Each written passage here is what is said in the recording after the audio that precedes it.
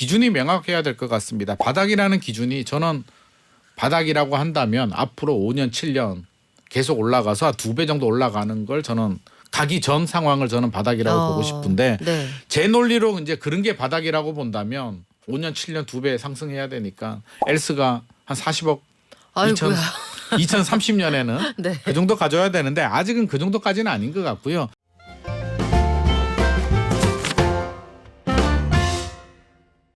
정부가 신생아 특례대출 내놓은 이후로 서울에서 9억 원 이하의 아파트 거래가 좀 늘어나고 있다고 합니다.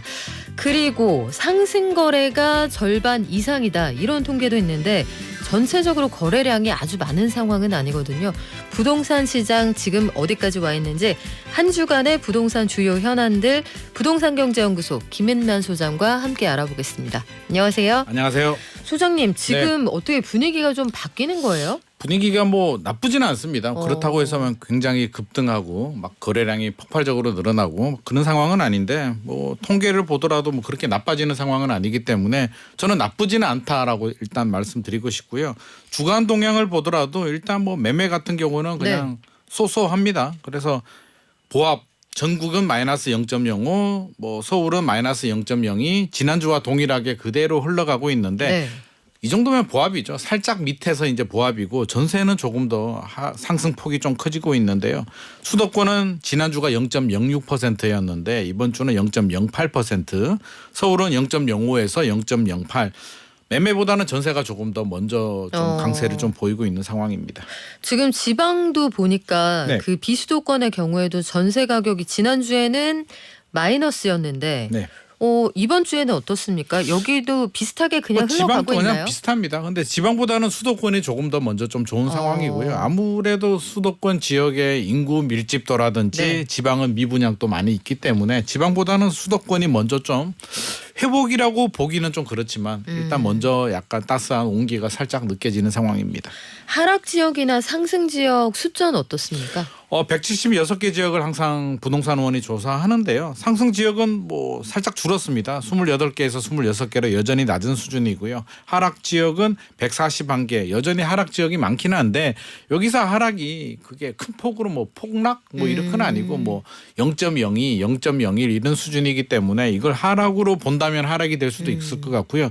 전국 지도로 보면 그냥 노란색입니다. 그냥 많이 상승하면 빨간색, 많이 떨어지면 파란색인데 대기 신호. 네, 대기 신호인데 그냥 노란색 대기 신호고 그나마 괜찮은 지역은 지금 강원도가 그래도 좀 괜찮은 지역이고요. 좀 많이 하락했다라고 하면 아무래도 대구하고 부산이 좀 많이 어려운 상황입니다.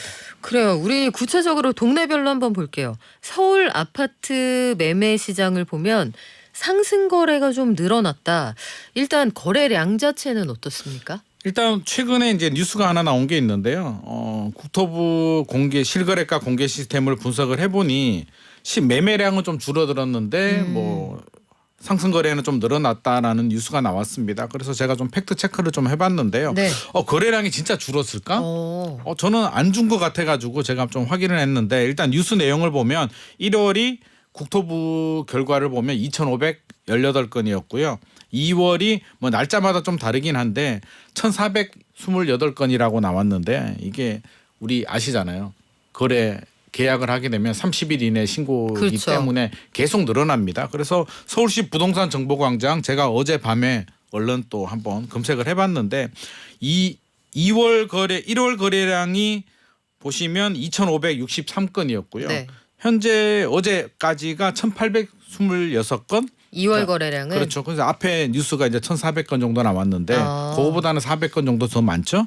제가 지난주 금요일에도 한번 확인을 했는데 지난주 금요일이 1,400 몇 건이었거든요. 그래서 5일 만에 400건 정도가 늘어났기 때문에 이런 추세라면 저는 1월하고 비슷한 2,500건 이상은 저는 충분히 나올 거라고 보여지고요. 2월에 설날이 있었잖아요. 설 연휴 굉장히 길었고 날짜도 짧잖아요. 29일까지밖에 없었기 때문에 그런 걸 고려해 본다면 저는 1월보다 오히려 2월이 뭐 거래량 측면에서는 오히려 더 괜찮지 않았나 하는 생각이 좀 듭니다. 그러네요. 이게 거래량이 줄었다는 건 통계가 아직 끝까지 안 나왔으니까 명백하게 좀 틀린 내용이고 거래량이 줄었다는 건 일단 맞지 않는다 확인이 됐는데 설 끼고 있으면 집 사러 안 가지 않아요? 잘? 그렇게 잘안 갑니다. 명절 있으면?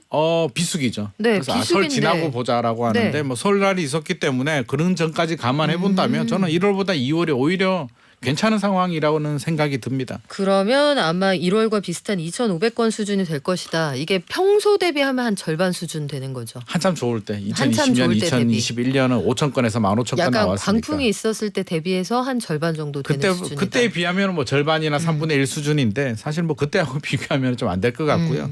일단 2,500건이라고 한다면 작년 가을, 겨울보다는 좀 괜찮은 수준이기 때문에 작년 여름이 이제 3,800건까지 나왔으니까 이런 분위기라면 다시 또 3,000건대로 진입할 수도 있을 것 같습니다. 그래요. 3,000건대 진입한다. 진짜 작년 이맘때 상황하고 아주 비슷하게 흘러가는 비슷합니다. 것 같은데 네네. 네. 서울에서 아파트 거래 그 분석을 해보니까 실거래가 상승거래 비중이 커졌다. 네. 이거 실제로 어떻습니까?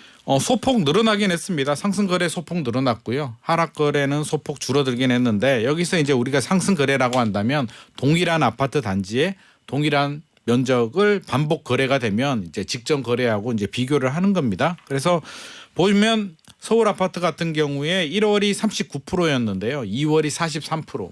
4%포인트 정도 뭐 큰 폭은 아닌데 그래도 좀 늘어났습니다. 직전보다 더 오른 가격에 거래된 아파트가 늘어났다는 거고요. 하락 거래는 1월이 44%, 2월이 39%, 5%포인트 정도 줄었네요. 내려왔기 때문에 네. 뭐 나쁘지 않습니다. 긍정적이라고 좀 보여지고요. 전체적으로 본다면 뭐 신생아 대출 영향도 있었고 여러 가지 개발 호재 발표들이 있었기 때문에 저는 이런 부분이 다 누적이 됐다. 이게 그 리포트 내용을 좀 정리를 해보면 저가 급매물이 이제 소진이 되고 하방 압력을 뭐 견딜 만한 물건으로 시장이 재편됐다라고 하는데 쉽게 설명드리면 이제 개발 호재들도 좀 나오고 일시 대책도 나오고 네. 신생아 특례 대출도 나오니까 사람들이 좀 샀다. 살 사람들은 사고 나니까 상승 거래가 좀 이루어졌다. 우리가 이렇게 좀 이해를 하면 될 것 같고요. 지역별로도 좀 편차가 있습니다. 네. 서울이 이제 여러 지역들이 있는데 마용성이라든지 뭐 강남은 당연히 상승 거래 늘어났겠죠. 어제 질문 왔었어요. 마용성이 어딘가요?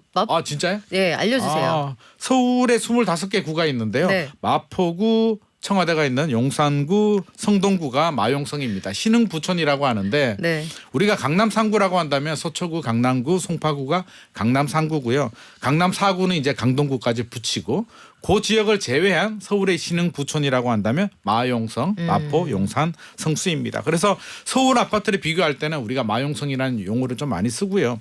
또 노도강이라는 용어도 있거든요. 노도강은 서울의 이제 북쪽입니다. 노원구, 도봉구, 강북구 상대적으로 좀 약세 지역이라고 하는데 노도강도 좀 비교를 해볼 필요가 있습니다. 네. 자꾸 신흥부천만 비교하면 안 되니까요.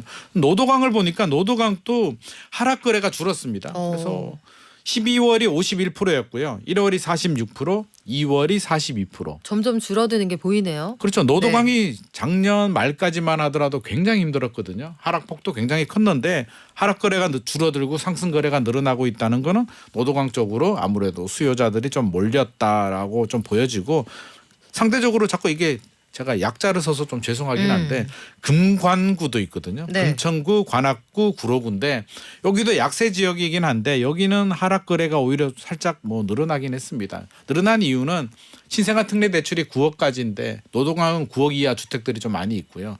금관구는 아무래도 9억 넘어가는 아파트들이 많기 때문에 자금력이 좀 부족하신 분들은 노도강 쪽으로 좀 많이 이동을 한 것 같습니다. 그래요. 이게 수요가 노도강 지역에 이제 빠질 만큼 빠졌다 이런 인식도 좀 퍼져 맞습니다. 있는 것 같고요. 네네. 하방 경직성이 있다. 이럴 때 쓰는 말이기는 한데 네네.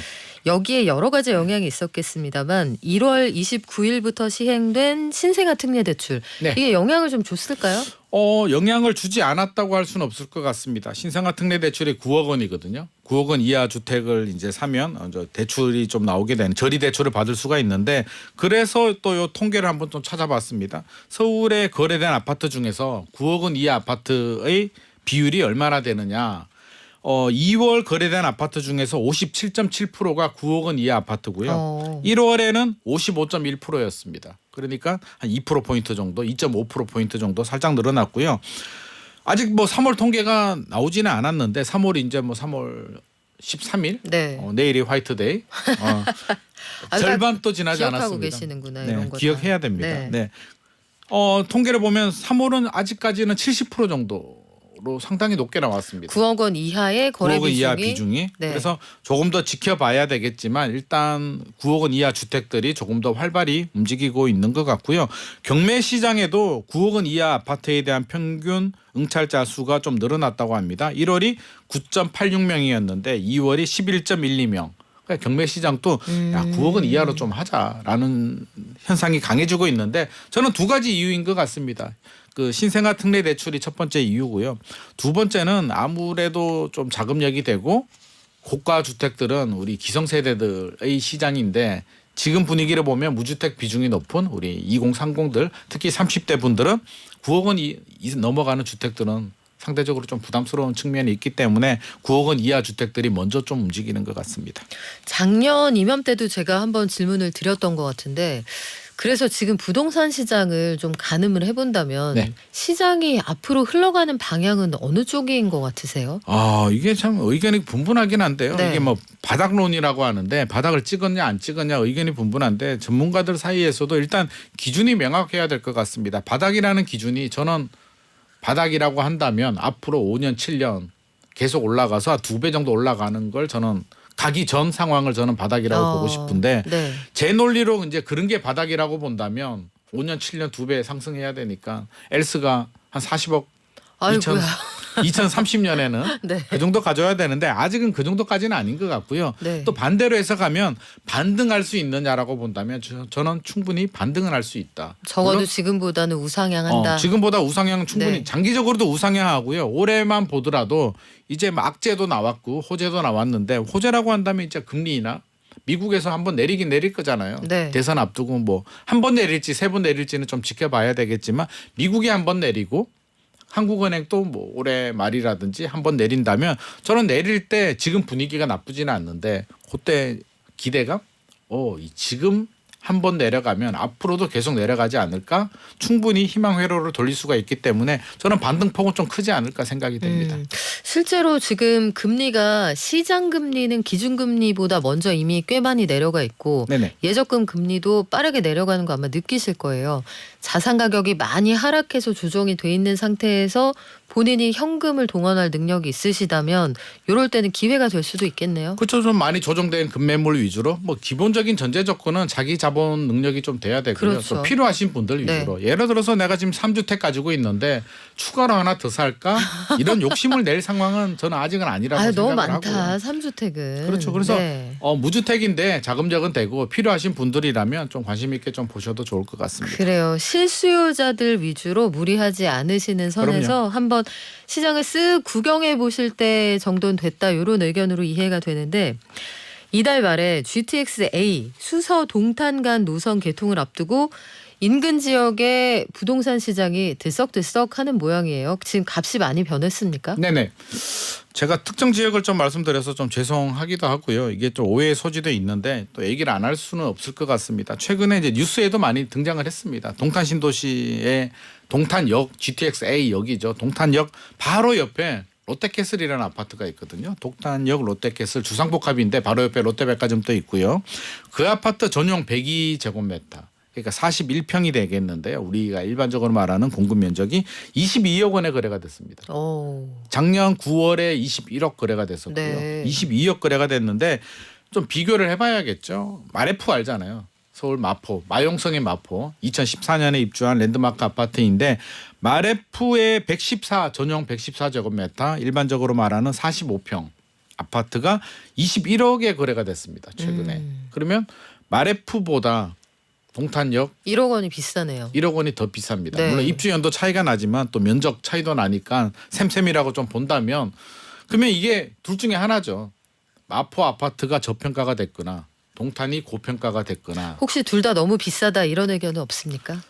그렇게 생각하시는 분들도 계시겠죠. 네. 근데 일단은 그러면 고평가냐 저평가를 기준을 좀 따져볼 때는요. 우리가 전세 가율을 좀 봐야 되거든요. 왜냐하면 전세는 실수요자 시장이니까. 그렇죠. 전세를 투기 목적으로 들어오시는 분들은 없잖아요. 그러면 전세 가격을 봐야 되는데 우리가 통상적으로 이제 아파트 전세 가율은 50% 플러스 마이너스 알파 정도로 보고 있는데 제가 전세 가율을 한번 좀 확인을 해봤습니다. 롯데캐슬 같은 경우에 동탄역에 매매 가격은 22억 원 거래가 됐고요. 전세 가격은 7억 4천만 원이 최근에 거래가 됐거든요. 그러면 너무 전세가 싼 거예요? 집값이 너무 부풀려져 있는 거예요? 그 둘 중에 하나죠. 33% 전세 자, 가율이 33%입니다. 그래서 소장님의 의견은?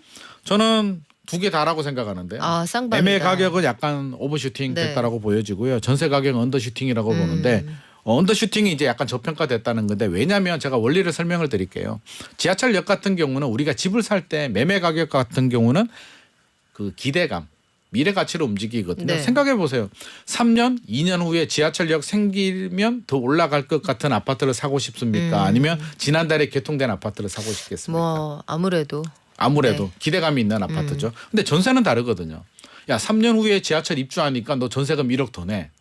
왜? 싫은데요. 저 지금부터 타야 되는데요. 그렇죠. 네. 저는 3년 후에 올려드릴게요라고 할 거란 말이에요. 그렇죠. 전세는 현재 가치입니다. 그래서 동탄 같은 경우는 앞으로 매매 가격은 추가 상승보다는 살짝 조정이 될 수도 있고요. 전세 가격은 올라가면서 아마 전세 가율이 50% 수준까지 맞추는 단계로 서로 좀 조정이 되면서 갈 확률이 좀 높습니다. 마레포 같은 경우는 52에서 63% 정도니까 지금 사실은 마포 마레포는 좀 안정적인 수준이라고 보여지고요. 동탄 같은 경우는 그런 조정장 매매 가격보다는 전세 가격이 앞으로 올라갈 가능성이 있을 것 같습니다. 그러면 이런 지역에 소위 교통 호재가 있는 그런 지역의 매매를 생각하시는 분들은 주의하셔야겠네요. 기대감을 좀 네. 생각을 해야 될 것 같고요. 우리 과거에도 지하철 9호선이 이제 강서구로 연장이 됐잖아요. 연결이 됐을 때 네. 2009년도로 저는 기억을 하거든요. 2009년도에 강서구, 뭐 가양동, 염창동 이런 쪽에 연장이 됐는데 물론 그때 이제 경제 상황, 부동산 시장 상황과도 맞물려있긴 했지만 개통되기 전에 굉장히 좀 분위기가 후끈후끈 뜨거웠고요. 그랬어요. 그 금융위기 여파가 있는 그 와중에도. 근데 개통되고 나니까 안 오르더라고요. 그래서 저도 그게 좀 신기하기도 하고 좀 재밌어서 아직도 기억이 나는데 네. 저는 지하철은 원래 그렇다고 생각합니다. 그래서 기대감에 움직이기 때문에 지금 혹시라도 야 22억에 거래됐으면 25억 가는 거 아니야라는 기대감은 네. 나중에는 이제 그렇게 될 수는 있겠으나 지금 너무 흥분할 필요는 없을 것 같습니다. 근데 항상 부동산 시간에 느끼는 건데 우리가 진짜 간이 커지지 않았어요? 간이 어마어마하게 커졌습니다. 옛날에 백만장자 이런 말 있었잖아요. 그게 지금 13억이라면서요. 백만장자가 그러네요. 그렇잖아요. 그렇죠? 그리고 22억이 얼마나 엄청난 돈이냐면 2016년입니다. 2016년인가 15년에 제 아시는 분이 그 대치동에 가면 청실 아파트 재건축한 아파트가 있거든요. 네. 레미안 팰리스 아파트가 청실 있는데 아파트 구수하네요. 네. 네. 청실 아파트 옛날 이름이죠. 네. 45평이 그 당시에 25억이었습니다. 그때 그래서 20억이 넘는 아파트라는 이야기를 했는데 그게 10년도 안 된 옛날인데 야. 지금 22억을 아주 쉽게 지금 이야기하는 시대. 그러니까요. 지금 우리가 인플레이션이 그만큼 높아요. 물가 상승폭이 맞습니다. 높아서 화폐 가치가 또 떨어졌다는 얘기고요. 그렇죠. 명목 가격이 올라가고 있다는 것도 항상 그래서 염두에 두셔야 됩니다. 네. 근데 서울시가 김포공항을 서울 김포공항으로 변경을 한대요. 일단 간판을 바꾼다. 네네. 근데 김포는 행정구역상 경기도잖아요. 하지만 하여튼 이렇게 바꾸고 또 노선이 확대가 될 예정이라고는 한데 주민들 입장은 어떨지 모르겠어요. 이 지역에 시장에 미칠 영향과. 이름 바꾸는 거는 큰 상관이 없는 것 같고요. 비행기 노선이 늘어나는 부분에 대해서는 소음 문제, 양천구까지도 비행기 시끄러워 죽겠는데 우리 집값에 안 좋은 영향을 주니까 반대를 하는데 제가 재밌는 거 말씀드리면 이름은 김포공항인데요. 행정구역은 서울입니다. 서울하고 그래요? 인천이에요. 붕어빵의 모양은 붕어빵인데 네. 안에는 팥이 들어가 있잖아요. 아니 그 경기도 소속이 아니에요? 경기도가 아니고요. 행정구역을 제가 찾아보니까 네. 강서구, 공항동, 오곡동, 과해동 처음 들어봤는데 네. 과해동이고요. 인천 계양구도 있습니다. 그러니까 인천하고 서울이 반반씩 들어있다. 서울이 더 많습니다. 서울이 더 많군요. 그러니까 이름이 서울공항이 사실은 맞는 거고요. 맞는 말이었군요. 부산에 가면 또 김해공항이 있거든요. 네. 김해공항은 부산광역시 강서구입니다. 근데 왜 김해공항이라고요? 예전에 김해였는데 편입이 됐거든요. 그래서 여기도 옛날에 이제 김포였다가 네. 서울로 편입이 됐기 때문에 사실 명칭이 따라가지 못하는 현상이어서 저는 명칭은 자연스럽게 바뀌어야 된다라고 보는데 노선에 대해서는 주민들이 반발이 있기 때문에 충분한 좀 고려가 좀 필요할 것 같습니다. 그래요. 노선 확대에 대해서 그 지역 사시는 분들 입장도 좀 들어보고 싶네요. 아마 소음에 따라서 그에 따른 어떤 보상 같은 거 하는 걸로 알고 있거든요. 보상도 있어야 되고요. 네. 한 수십 년 동안 고통을 받아왔는데 재산권 침해를 받았는데 아마 전기요금 같은 것들 일부 지원이 되는 걸로 알고 있어요. 근데 그 정도 네. 가지고는 이제 여기서 늘어난다고 하니까 또 참아라고 라고 이제 반발을 하고 있는 상황입니다. 그래요. 그리고 우리 마지막으로 한동안 다루지 못했는데 전세 사기 관련해서 이거 진짜 언제까지 이래야 되는지 모르겠는데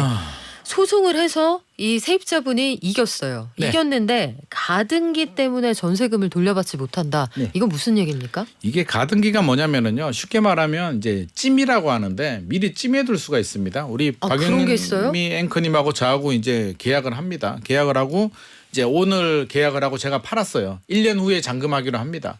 1년 너무 긴데 좀 걱정이 되잖아요. 중간에 어떤 걱정? 야 기님만이 다른 사람한테 팔아버리면 저 어떡하니? 그렇죠. 약간 걱정이 되네요. 네, 걱정이 네. 되죠. 제 눈빛 보니까 팔 것 같아. 좀 있어요, 그런 느낌이. 있죠. 네. 네. 그렇게 되면 뭘 하냐면 가등기를 합니다. 내가 찜해뒀어. 내가 1년 후에 본등기 할 거야. 찜해뒀는데 실제로 제가 팔았습니다. 6월에 팔아버리게 되면 내년 1월에 잔금 치고 내가 가등기를 했으니까 본등기 할 거잖아요. 소유권은 박영미 앵커님한테 갑니다. 그러면 6월에 사신 분은 소유권 말소가 됩니다.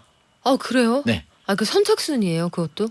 찜했으니까. 오. 가등기 찜했으니까 가등기가 그렇게 무서운 거예요. 그렇군요. 그러면 등기부등본에 가등기가 있으면 누가 경매에 낙찰받을까요? 아무도 안 들어오죠. 아니 가등기가 돼 있는지 안 돼 있는지 이거 확인을 어떻게 하는 거예요? 등기부등본에 보면 나옵니다. 아. 가등기가 나오는데 그래서 전세 사기 하시는 분들이 가등기를 설정해 두게 되면은요. 사기꾼들이 경매 넘겨도 아무도 입찰이 안 들어오니까 이 집은 경매 넘겨서 내 전세금을 받아야 되는데 받을 수가 없는 거죠. 누가 들어옵니까? 그렇죠. 소유권을 빼앗기는데. 아니 세입자는 그걸 몰랐다는 거 아니에요 지금? 알았어도 설마 내 전세금 받겠지라고 생각을 했겠죠. 그래서 아이고. 미리 들어갈 때 가등기 여부도 좀 주의를 해야 되고요. 이 부분에 대해서는 이게 10년입니다. 가등기 설정하면 10년이 지나야 자동 말소가 되고요. 네. 그게 아니면 집주인이 말소해줘야 되는데 전세 사기하신 분이 말소를 해주겠습니까? 아이고 이거 그래서- 이기고도 전세금을 돌려받지 못한다고 하면 얼마나 억울하시겠어요. 네. 요거 관련해서 국토부가 현황 파악해서 보완 대책 내놓는다고 하는데 요거 저희가 나오면 다시 한번 전해드리겠습니다. 자 오늘 말씀 여기까지 들을게요. 지금까지 부동산경제연구소 김인만 소장이었습니다. 고맙습니다. 감사합니다.